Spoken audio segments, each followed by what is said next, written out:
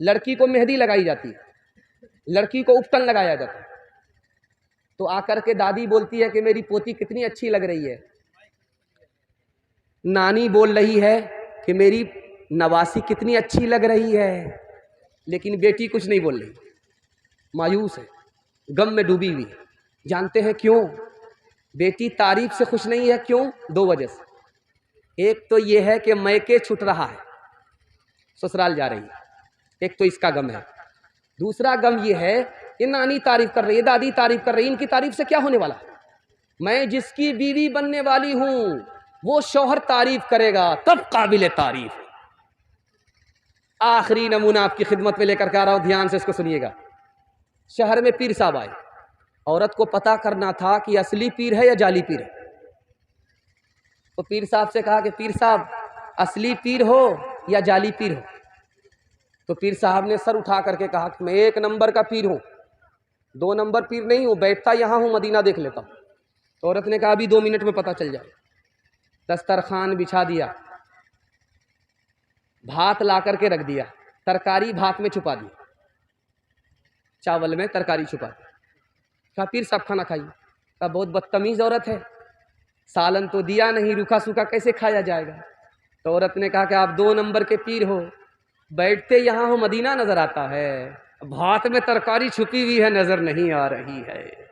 उसने सूरत चंद रोजा, हुस्न सीरत मुस्तकिल, इससे खुश होती हैं आंखें, उससे खुश होता है दिल।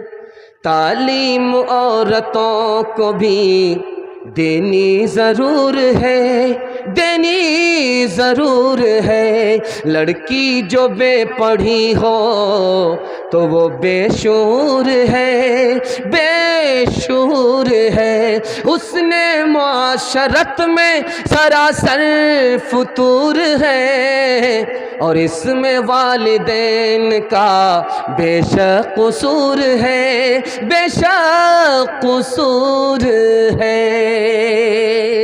3 बेटी है एक बाप को, पैगाम आया।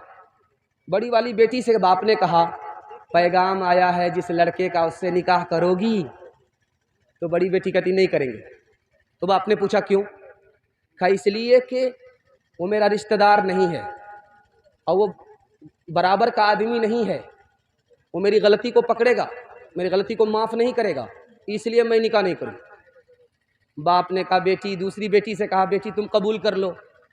वो बेटी कहती नहीं, मेरे अंदर तो हुनर है ही नहीं, ऐब ही ऐब है, मुझको तलाक दे देगा, माफ़ नहीं करेगा, मैं रिश्ता कबूल नहीं करूँगी। तीसरी बेटी जो सबसे छोटी बेटी है, उससे बाप ने कहा ये हारिस नाम का नौजवान है, तुम्हारे घर रिश्ता दिया है, तुम कबूल करोगी? तो छोटी बेटी तैयार हो गई कि मैं, मुझे कबूल है, ये रिश्ता कबूल है।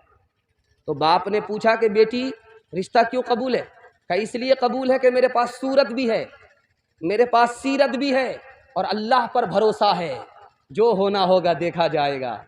बेटी ने रिश्ता कबूल कर लिया। 2 बस्ती में जंग हो रही है, लड़की का रुखसती का वक्त आया, लड़की हाथ जोड़ करके खड़ी हो गई, जब तक ये लड़ाई खत्म नहीं होगी मैं ससुराल जा नहीं सकती। अब जो शौहर था 300 ऊंट लेकर के दूसरी बस्ती वाले को मनाने के लिए गया कि जंग खत्म करो, वरना मेरी बीवी मैके ही में रहेगी, ससुराल नहीं आएगी। उस बच्ची की अक्लमंदी को दाद दीजिए। शादी के बाद इस शर्त पर रुखसत हो रही है, पहले घर का झगड़ा खत्म करो, उसके बाद हम तुम्हारे घर आएंगे। उसकी वजह से 40 साल की लड़ाई एक दिन में खत्म होगी। दूसरी मिसाल दे रहा हूं, ध्यान से इसको सुनिए। इमराउल कैस सरदार है, एक आदमी के साथ है, 3 सवाल करता है, ये जो जनाजा जा रहा है जिंदा का है या मुर्दा का है? ये जो खेती खड़ी है खत्म हो गई या बाकी है? तीसरा सवाल करता, तुम मुझको उठाओगे या मैं तुमको उठाऊंगा? तो लड़की के बाप ने सोचा कि अकल से पैदल लगता है, रांची से आया हुआ, हाफ पागल लगता है। तो उसने अपनी बेटी से कहा कि देखो एक बेवकूफ़ मेरे साथ आया है, जनाजा को देख करके कहता है कि जिंदा का जनाजा है या मुर्दा का जनाजा है। तो बेटी ने कहा वो सही सवाल किया, इसका जवाब क्या होगा? अब वो ये पूछना चाह रहा था कि इस मरने वाले का वारिस जिंदा है कि नहीं। वारिस है तो ये आदमी जिंदा है, वारिस नहीं है तो ये आदमी मुर्दा। अब उसके बाप को समझ में आया कि मेरी बेटी पढ़ी लिखी है, मुझसे ज्यादा पढ़ी है। कहा कि वो जो खेत के बारे में जो पूछा कि खेत खत्म हो गया या बाकी है, वो सवाल भी सही था। यानी इसने खेत को बेच करके पैसा बना लिया है, खा लिया है, या अभी खेत बेचा नहीं है। वो ये सवाल करना चाह रहा था। अब्बा हुजूर आपने उसको अकल से पैदल समझा, वो अकलमंद आदमी था। कहा कि उसने कहा कि मुझे तुम उठाओगे या मैं तुमको उठाऊंगा। ये सवाल भी उसका सही था। वो ये कहना चाह रहा था कि सफर कर रहे हो, तुम किस्सा कहानी सुनाओगे या मैं किस्सा कहानी सुनाऊंगा। जब तुम किस्सा कहानी सुनाओगे तो सफर जल्दी उठेगा, जब तुम किस्सा कहानी सुनाओगे तो रास्ता जल्दी कटेगा। ये मतलब था। जब उस सरदार को पता चला इस घर में लड़की बाप से भी ज्यादा पढ़ी लिखी है, उसने फ्री में उस लड़की से निकाह कर लिया। तीसरा नमूना आपकी खिदमत में आ रहा। काला आदमी दरवाजे पर आया, दस्तक दिया, दरवाजा खुला, बाप आया। कहा क्यों आए हो? कहा मुझे नबी ने भेजा। कहा क्यों भेजा है? तुम अपनी बेटी का निकाह कर दो मेरे हाथ। कहा तुम शक्ल जरा आईने में देख लो, हम कभी भी अपनी बेटी का निकाह तुमसे नहीं करेंगे। बेटी सुन रही थी, बेटी पीछे सुन रही थी।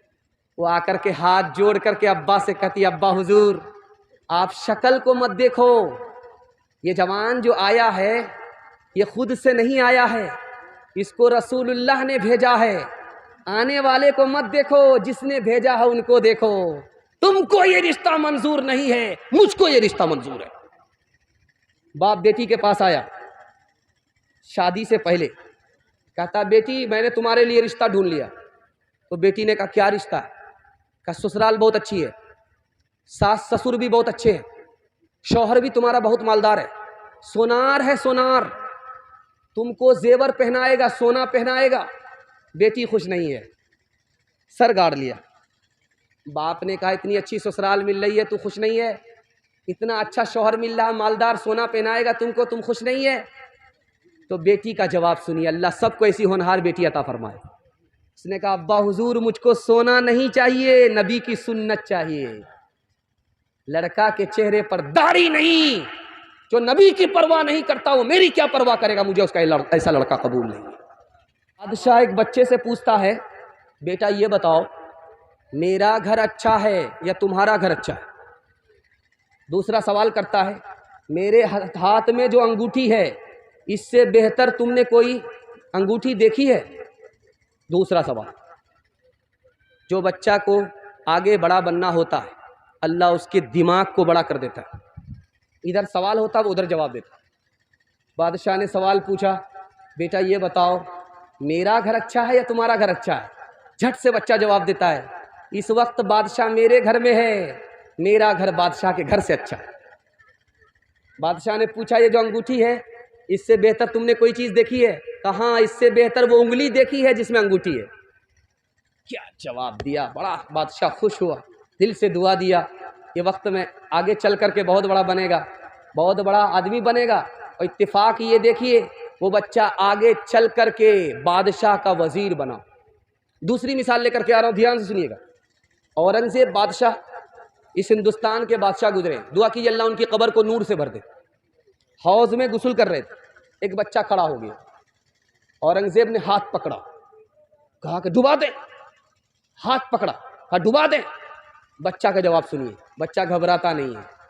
बच्चा का जवाब सुनिए कितना प्यारा जवाब देता है। दुआ देता हूं अल्लाह आपके घर में ऐसा होनहार बच्चा पैदा फरमाए। बादशाह ने उसके हाथ को पकड़ करके कहा कि तुम्हें डुबा दे। उस बच्चा का जवाब सुनिए, बादशाह मेरे दोनों हाथ पकड़े हुए मैं कैसे डूब सकता हूं? अगर बादशाह मेरी उंगली पकड़ते तो भी मैं डूबता नहीं। दूसरी मिसाल, तीसरी मिसाल आपकी खिदमत में आ रही है। स्कूल से बच्चा निकला, एक आलिम ने रुक करके पूछा अरबी अच्छी है या इंग्लिश अच्छी है? बच्चा का जवाब सुनिए, मुसलमान बच्चा स्कूल में पढ़ रहा है और ऐसे स्कूल में पढ़ रहा है कि पढ़ाने वाला दीनदार। उस स्कूल से बच्चा पढ़ करके निकल रहा। आलिम ने उससे सवाल पूछा कि बेटा अरबी अच्छी है या इंग्लिश अच्छी है? उस बच्चा का जवाब सुनिए, उसने कहा कि इंग्लिश से अच्छी अरबी है। कहा कि वो कैसे? कहा कि इंग्लिश में कुरान नाजिल नहीं हुआ, कुरान अरबी में नाजिल हुआ है। तीसरी मिसाल आपके सामने आ रही है। इबलीस रास्ते में खड़ा हो गया बोतल लेकर के, पानी की जो बोतल हम लोग पीते हैं पानी, वो बोतल लेकर के खड़ा हो गया। मदरसे का बच्चा आ रहा था, रोक करके कहा बेटा मेरे एक सवाल का जवाब दो। बच्चा तन गया, क्या सवाल है बताओ। कहा ये बताओ कि इस बोतल में खुदा आसमान और ज़मीन को ला सकता है। सवाल देखिए, आसमान और ज़मीन इस बोतल में आ सकते हैं? बच्चा से सवाल है, मकतब का बच्चा है, मदरसे से पढ़ करके आया।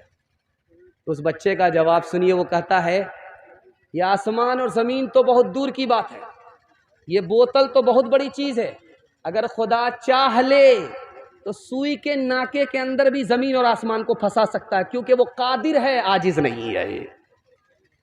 दो मिसाल पर पैगाम ख़त्म करने के लिए जा रहा हूँ। इंशाअल्लाह पसंद का बच्चे को खिलाएंगे, बच्चे को खिलाने पिलाने में आगे रहेंगे, पढ़ाने लिखाने में पीछे रहेंगे। हाथ उठाइए इंशाअल्लाह। खैर माशाअल्लाह 2-3 आदमी जमाई ले रहे हैं। खैर माशाअल्लाह, बेदार ज़्यादा। ध्यान से सुनिएगा, आखिरी मिसाल पर पैगाम ख़त्म कर रहा हूँ। बेटा बदसूरत है, मुंह में गोटी का निशान है, मोटा मोटा गोटी का निशान है, इतना बदसूरत है कि लोग उसको देखना नहीं पसंद करते। माँ ने उसको बुलाया, प्राइवेट में बैठा है, कहा बेटा तुम बदसूरत पैदा हुए हो, तुमको दुनिया वाले इज्जत नहीं देंगे।